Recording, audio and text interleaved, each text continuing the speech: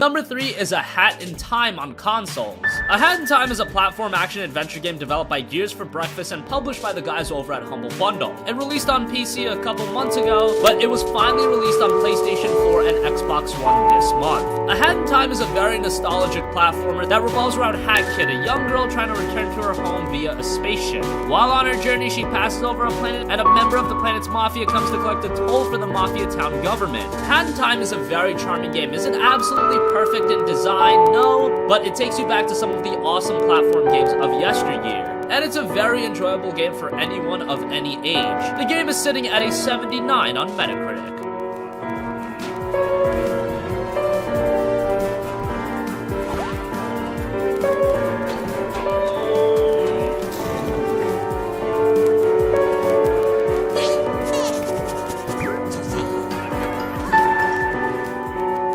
Number 2, Xenoblade Chronicles 2. Xenoblade has been one of Nintendo's staple franchises, and Nintendo has done a great job with the release of the Nintendo Switch this year. You could make an argument that it has had one of the best first years of a platform ever. Xenoblade Chronicles 2 was an awesome cap-off to the Nintendo Switch's first year. It's the follow-up to the first Xenoblade Chronicles, however, it centers around a new cast of characters in a different world, so playing the first game isn't absolutely necessary. If you jump right into Xenoblade Chronicles 2, what you'll find is a standout RPG that has a quality story, solid combat, and exploration, and it keeps that engaging for 50 to 70 hours. It did make a stark shift over the previous Xenoblade games in that the art style was more of an anime and chibi-ish style. That may turn off some people that aren't accustomed to a lot of Japanese games, but still, what you have in Xenoblade Chronicles 2 is absolutely great. It's got an 83 on Metacritic. And finally, number 1, Okami HD.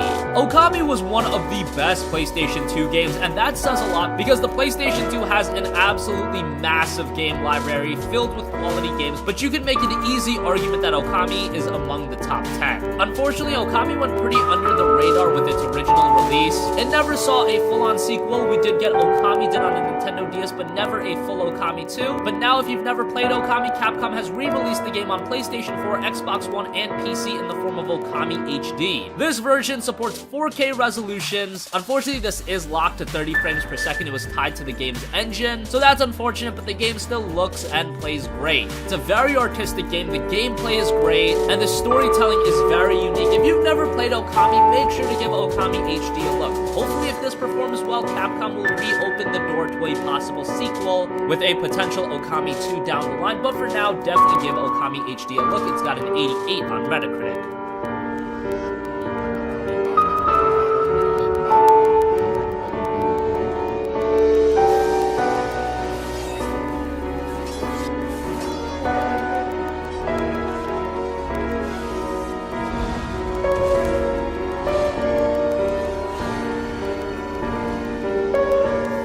Now moving on to the worst games of the month. Number 3 is Oh My Godheads.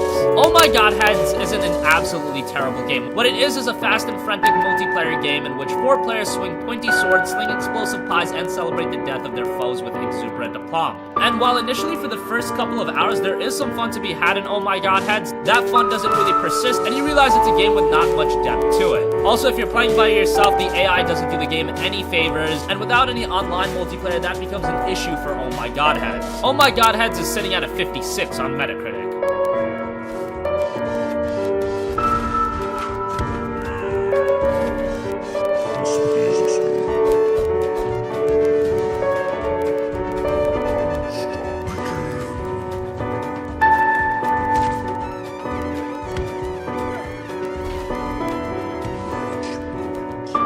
Number 2, Hello Neighbor. Hello Neighbor was a game with a lot of potential. It was actually being promoted a lot at various conventions because of its interesting premise. It's a stealth survival horror game, and the goal of the game is for the player to successfully sneak into the basement of their neighbor's house to uncover a horrible secret. The game has been in alpha for a while, but it finally released as a full product on PC and Xbox One, but unfortunately, even with that full release, it still felt like an early access title. The game's premise, while it's very interesting, it doesn't hold your hand at all, and I'm all for more challenging games, but there is no direction in Hello Neighbors. The controls aren't great, and even after the full release, there are a lot of bugs. There's potential in Hello Neighbor. Had it still been an early access title, I could have seen that potential be realized, but now as a full title, it really underdelivered. It's got a 39 on Metacritic.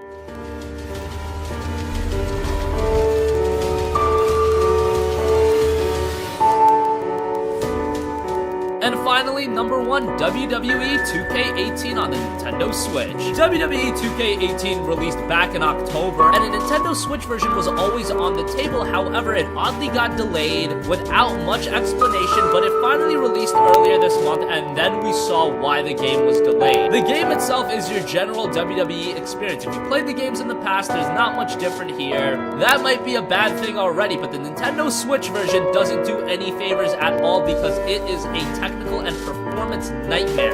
The game runs absolutely horribly with the entrances being in slow motion, and if you're playing some of the game modes with a lot of people in them, well, that's a no-go as well. The menus are slow. Overall, this is just a horrible port, possibly one of the worst ports the Nintendo Switch has seen, and given the fact we have seen games like Doom run on the Switch, we know it's capable of AAA high-quality experiences. WWE 2K18 just wasn't that. It's got a 35 on Metacritic. So that wraps up the top 3 best and worst games of the month. What do you think? What were your favorite games of the month? Did you play any of these? And if so, let us know your thoughts in the comment section down below.